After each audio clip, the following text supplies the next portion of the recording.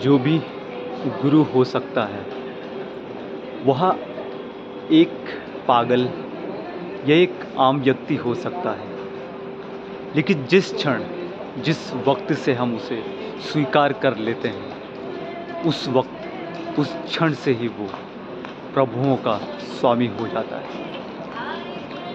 तो हम सदैव अपने गुरुओं का सम्मान करें, उनको सर्वश्रेष्ठ मानें, क्योंकि गुरु ही वो शख्स होता है जो एक बेजान पड़े पत्थर को भी तराश कर एक बेहद अनमोल और खूबसूरत अक्ष प्रदान करता है। गुरु ही वो शख्स होता है जो हमारे भीतर छिपे हुए कौशल को बाहर निकालता है और हमें तराशता है।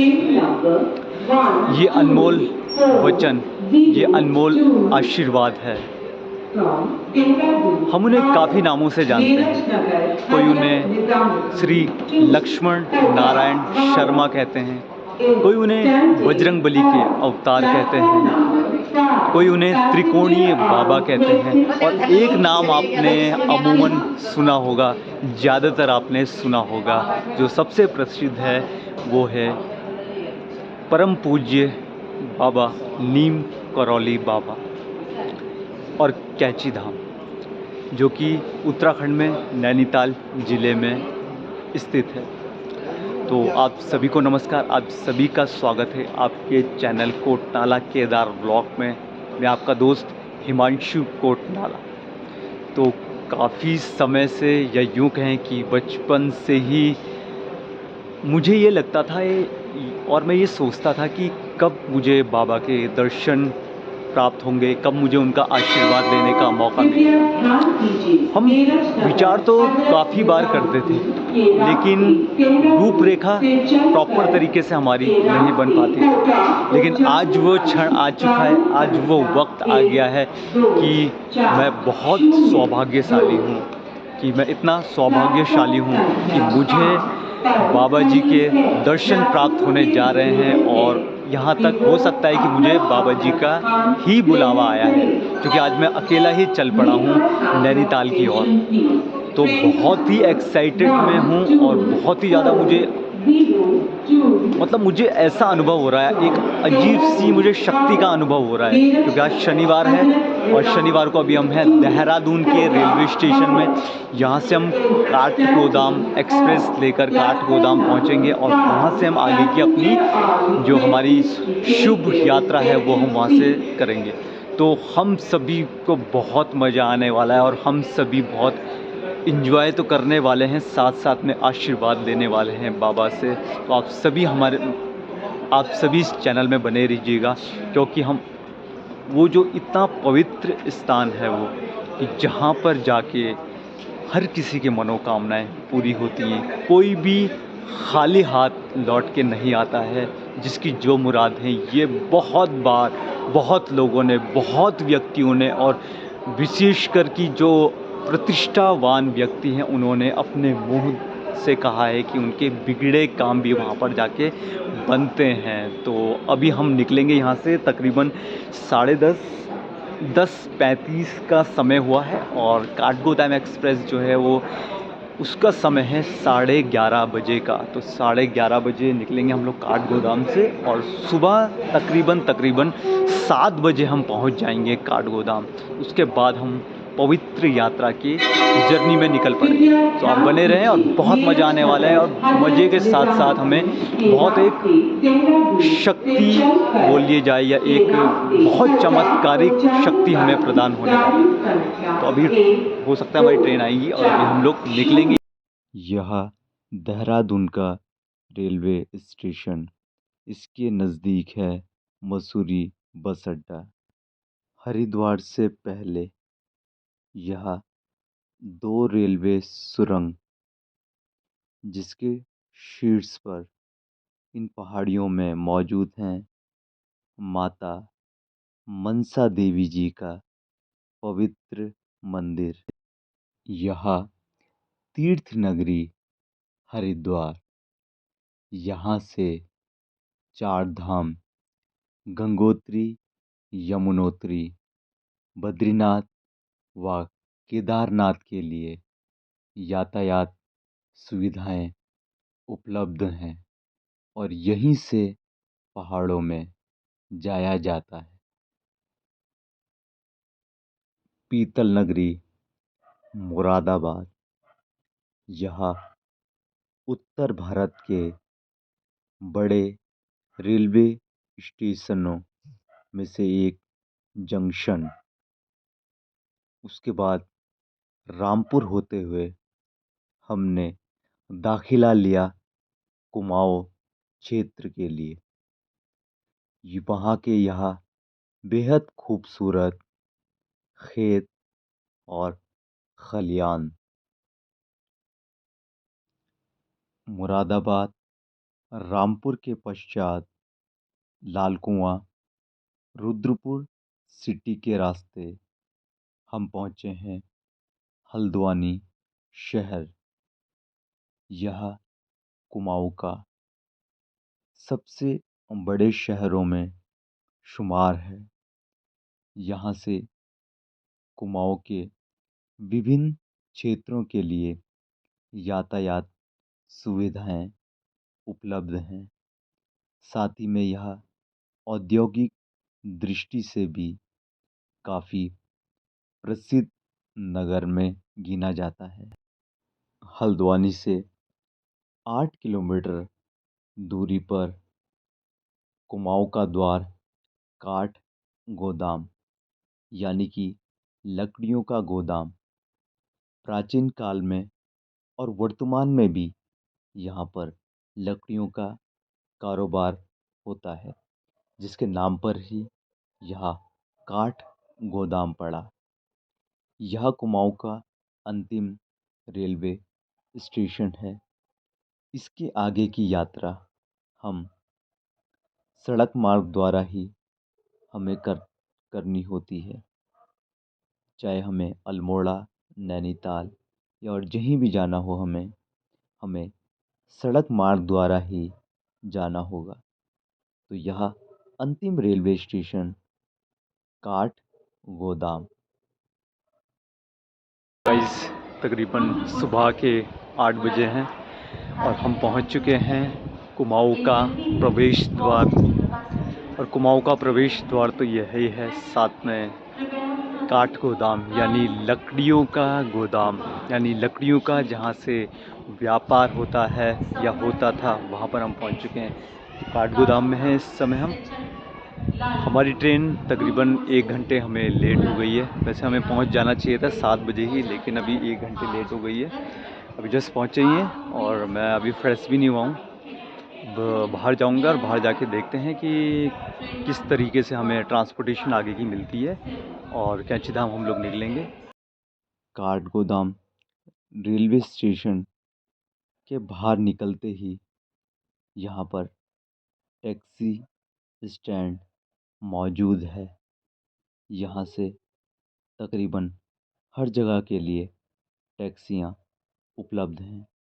और यदि आपको साधारण बस में यात्रा करनी है तो ये जो हम आगे चौक देख पा रहे हैं, मेन रोड देख पा रहे हैं, यहाँ से हमें बसें भी उपलब्ध होती हैं। तो हमने एडवेंचर के लिए चुनी यह जर्नल बस, लेकिन बाद में हमें एहसास हुआ कि हमने शायद गलत कर दिया। तो साधारण बस द्वारा की गई यात्रा हमें इतनी सुखद नहीं लगी, क्योंकि हम अपनी वीडियो शूट नहीं कर पाए वहाँ पर। लेकिन ये नज़ारे बहुत खूबसूरत थे, तो इनको संजोने के लिए हमने कोशिश की कि लौटते समय जब हम आरामदायक गाड़ी में थे, तब हम इन्हें आपको ज़रूर दिखाएं और हम सभी ज़रूर देखें। तो कैंची धाम से तकरीबन 9 किलोमीटर पहले यह एक खूबसूरत सा नगर भवाली पड़ता है। यहाँ की सुंदरता हम अगर देखें, बेहद खूबसूरत। ये लौटते समय का वीडियो है। यह बेहद खूबसूरत और यादगार यात्रा के पल। भले ही हम लौटते समय का ये चलचित्र देख रहे हों, लेकिन यह चलचित्र बेहद सुहावना, बेहद खूबसूरत नज़ारे लिए हुए है। रोडों की हम बात करें तो काफ़ी जगहों पर यह संकरी है और बेहद खूबसूरती के साथ साथ यदि आप गाड़ी से आ रहे हैं तो आपको सावधानी पूर्वक चलने की ज़रूरत है, क्योंकि हम जो अब देखेंगे बेहद खूबसूरती के साथ साथ यह दुर्घटनाग्रस्त क्षेत्र भी है। जैसे हम देख सकते हैं, उल्टे हाथ में यहाँ पर गहरी खाई है और ऐसा दृश्य हमें बहुत जगह देखने को मिलता है। आखिरकार परम पूज्य कैंची धाम बाबा नीम करौली जी के धाम में हम पहुंच चुके हैं। भले ही आपने अभी यहाँ से लौटते समय के चलचित्र देखे होंगे, लेकिन मुझे पक्का यकीन है कि आपने खूबसूरती महसूस की होगी, जो यहाँ की पहाड़ियों की खूबसूरती है। यदि हम यहाँ की होटल्स की बात करें या रुकने के स्थान की बात करें, तो जिस प्रकार आप देख सकते हैं, रविवार का दिन है, यहाँ पर काफ़ी भारी संख्या में श्रद्धालुगण उपस्थित हैं। ऐसे ही कोई भी पवित्र या पावन दिवस होता है तो यहाँ पर बहुत भारी संख्या में श्रद्धालुगण आते हैं। तो अगर आप 1-2 दिन के लिए यहाँ पर रुकना चाहते हैं तो आपको प्री बुकिंग करवानी होगी, जो आसपास के लॉज उपस्थित हैं, वरना हो सकता है आपको रूम ना मिले और आपको काठगोदाम, हल्द्वानी, अल्मोड़ा या नैनीताल आपको जाना पड़े स्टे के लिए। यदि हम यातायात की बात करें तो हल्द्वानी काठगोदाम से आपको टैक्सी 1000 से 1500 रुपये में मिल जाएगी। और अगर टैक्सी पूल की भी व्यवस्था रहती है तो उसमें पर हेड 500 रुपये तक का चार्ज आपको इंडिविजुअली आ जाएगा। और अगर आप साधारण बस से यात्रा करेंगे तो 110 से 150 रुपये का आपको किराया लगेगा। लेकिन जहाँ तक मेरा अनुभव है, अगर आपको टैक्सी पूल में मिल रही हो तो वो आपके लिए ज़्यादा फ़ायदेमंद होगा, 500 रुपये तक का हैं। परम पूज्य बाबा नीम करौली जी के आश्रम में, कैंची धाम मंदिर में, तो आप लोग देख सकते हैं। और अगर आपको नहीं देख पा रहा होगा तो बहुत ज़्यादा भीड़ है यहाँ पर। ये मान के चलिए कि अभी हम बाहर जस्ट अभी रोड पे उतर रही हूँ मैं, और बहुत ज़्यादा थकान तो लगी रही है, मुझे महसूस हो रही है, लेकिन भीड़ बहुत ज़्यादा है। आज रविवार का दिन है, आज संडे का दिन है, तो हो सकता है उसके कारण भी आज बहुत। बाकी ट्रांसपोर्टेशन की मैं बात करूँ तो मैंने कोई सर्वे तो लिया नहीं था, तो मैंने जो वहाँ पर जो ट्रांसपोर्टेशन जो भी व्हीकल थे उसमें से मैंने जो लोकल गाड़ियाँ चलती हैं उसको चुना। और लिटरली मैं आपको बताऊँ, इतना ज़्यादा पूरे 2 घंटे की 2 से सवा 2 घंटे की जर्नी लग गई, और 2 से सवा 2 घंटे की जर्नी में मुझे खड़े खड़े ही आना पड़ा। पूरी जर्नी में मैं खड़े खड़े था। एक तो देहरादून से चले थे, उसके बाद रेस्ट करने को कहीं मिला नहीं, उसके बाद यहाँ पर 1.5 घंटे, बहुत ज़्यादा थकान हो गई है। फेयर की मैं बात करूँ तो जो साधारण बस जो चलती है उसमें किराया तकरीबन 110 रुपये उन्होंने किराया लिया। लेकिन मैं तो आपसे यही अनुरोध करूँगा और मेरा यही सजेशन रहेगा आपको कि यदि आप आ रहे हो तो आप लोकल बस का इस्तेमाल ना ही करें तो बहुत अच्छा होगा। आप कोई प्राइवेट अपनी टैक्सी कर सकते हैं या शेयरिंग टैक्सी चलती है, आप वो ले सकते हैं। अगर शेयरिंग टैक्सी आपको 300 रुपये की भी डिमांड करती है तो मेरे हिसाब से वो भी जायज़ होंगे, क्योंकि यदि आप खड़े खड़े आएंगे, क्योंकि रास्ता इतना नैरो है और खड़े खड़े आना, क्योंकि भीड़ बहुत होती है। और यहाँ पर दरअसल जितने लोग होते हैं वो मतलब यहाँ पर किसी पैसेंजर को छोड़ा नहीं जाता है जब तक वो बस खचाखच ना बढ़ जाए, क्योंकि बहुत कम ट्रांसपोर्टेशन चलती है यहाँ पर, बहुत कम बसें चलती है इसके कारण। तो अभी हम सीधा चलेंगे कैंची धाम मंदिर और मैं देखूँगा यहाँ पर फ्रेश होने का कहीं फ्रेश होंगे, उसके बाद देखते हैं। अगर मैं डिस्टेंस की बात करूँ तो काठगोदाम से तकरीबन 45 किलोमीटर पड़ता है ये कैंची धाम, और जो मैंने ऑलरेडी बता चुका हूँ कि इसमें जो समय लगता है वो तकरीबन 2 से सवा 2 घंटे लगता है। भवाली ही पड़ता है पीछे, भवाली से लगभग 6 किलोमीटर दूरी पर है। और आगे अल्मोड़ा है, अल्मोड़ा आपने सुना होगा, अल्मोड़ा शहर जो अल्मोड़ा है, अल्मोड़ा यहाँ से लगभग 40 से 45 किलोमीटर दूरी पर है। तो अभी हम दर्शन करेंगे और कोशिश करेंगे दर्शन हमारी जल्दी हो, क्योंकि जिस हिसाब से भीड़ लग रही है बहुत ज़्यादा भीड़ है। पहले हम फ्रेश होते हैं, नहाते हैं, थोड़ा कुछ खाऊंगा।